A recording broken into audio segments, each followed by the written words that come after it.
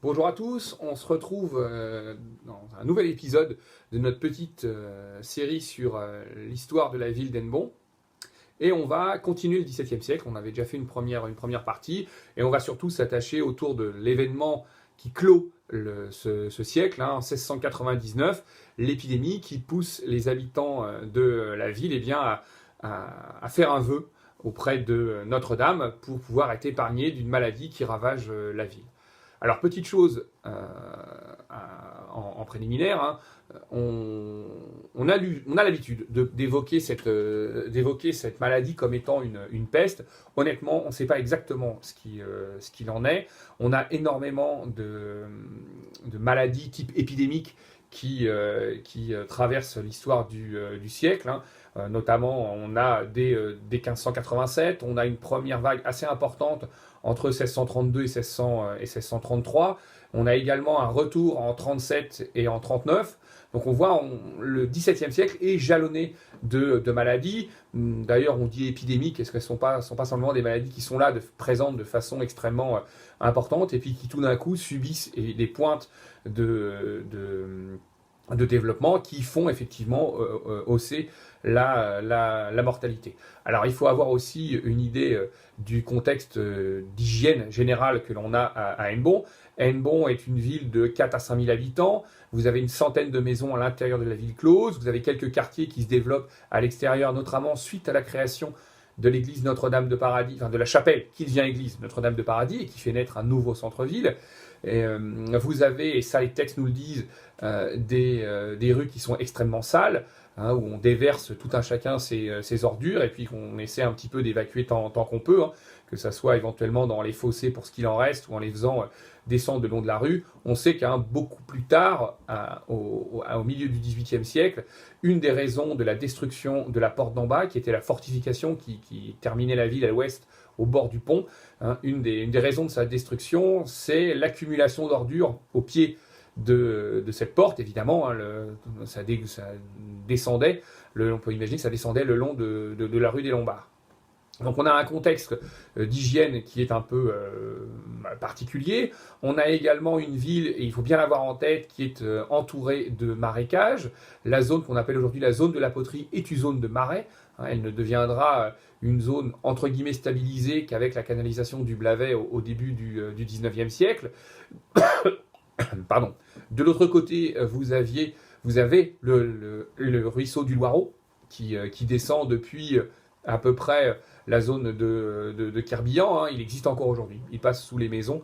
Si vous vous promenez sur les quais, vous allez voir, on a une petite ouverture par où on voit l'eau qui s'écoule, donc il est encore présent dessous.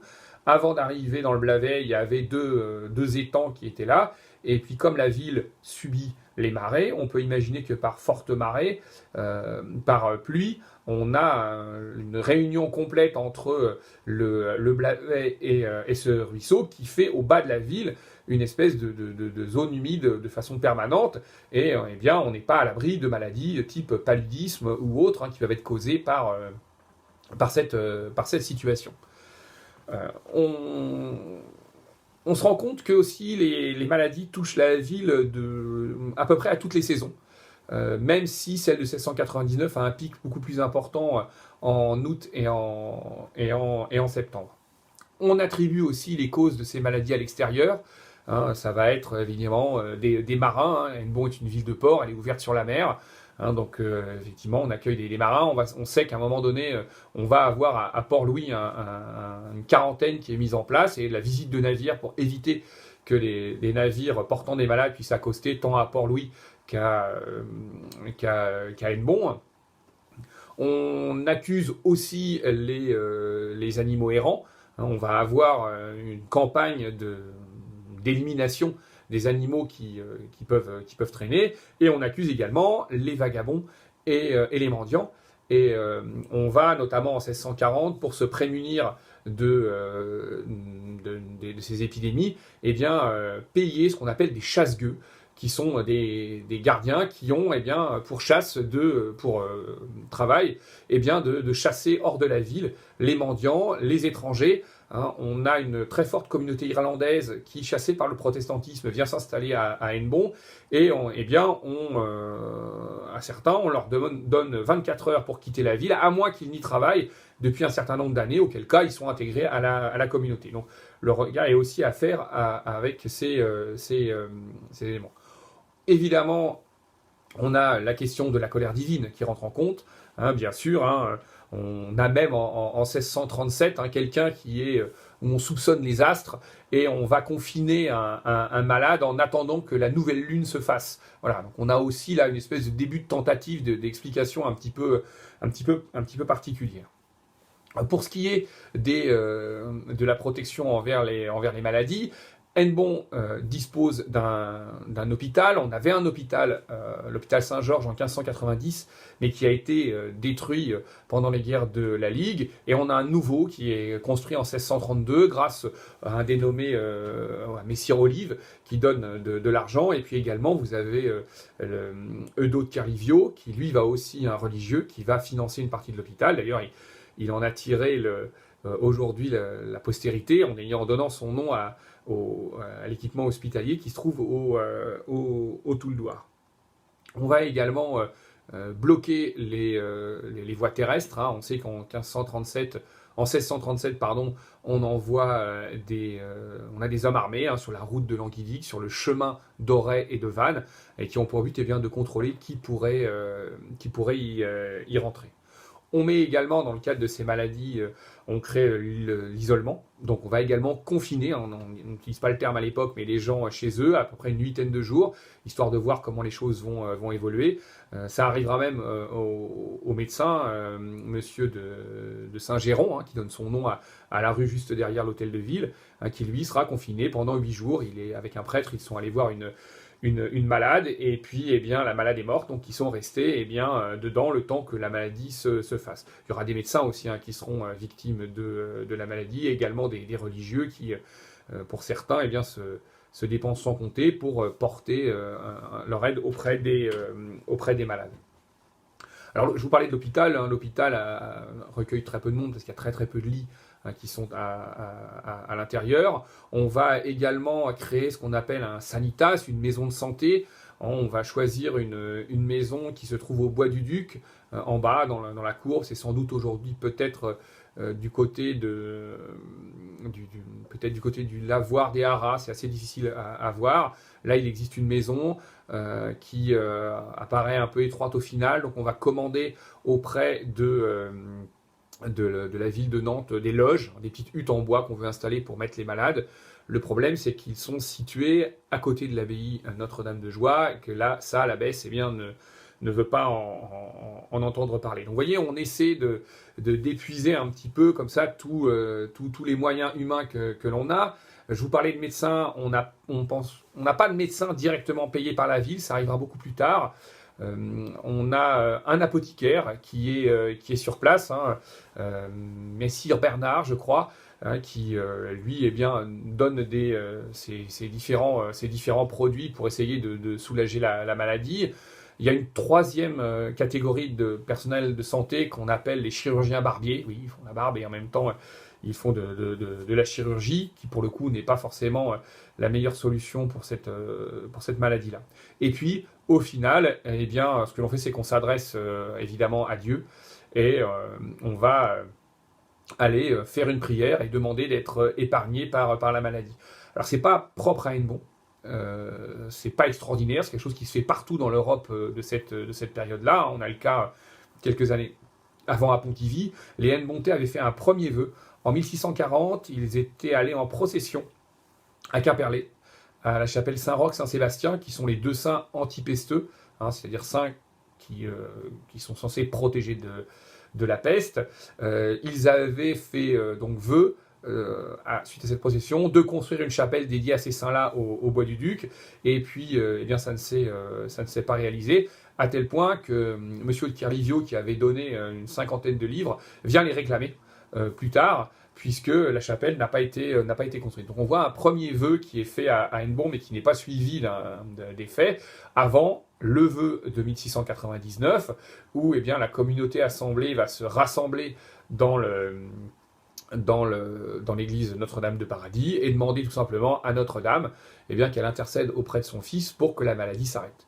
Et là, on est fin septembre 1699, la maladie frappe depuis à peu près un mois, avec des hausses très très fortes de mortalité, puisqu'on arrive à peu près pour le mois d'août, je crois, on doit être à 80 morts, pour le mois de septembre, on est à 80 morts sur le mois, alors qu'on était seulement à 16 en août.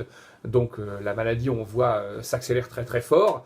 Elle touche assez facilement les jeunes enfants et les personnes qui sont plutôt faibles.